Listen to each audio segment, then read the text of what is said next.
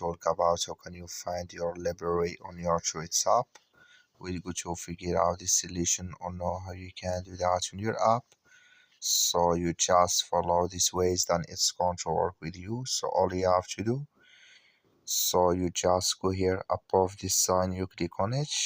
When you just click on it here, it's going to take you to this list. It's going to show for you like this.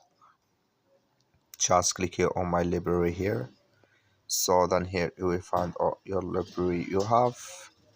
So here all, or here keep watching, or here keep listen here. So then here saved lists, you will have it here.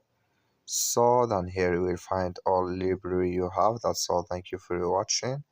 Don't forget to support us by liking and subscribe. So thank you for your watching. Just follow these ways, then it's going to work with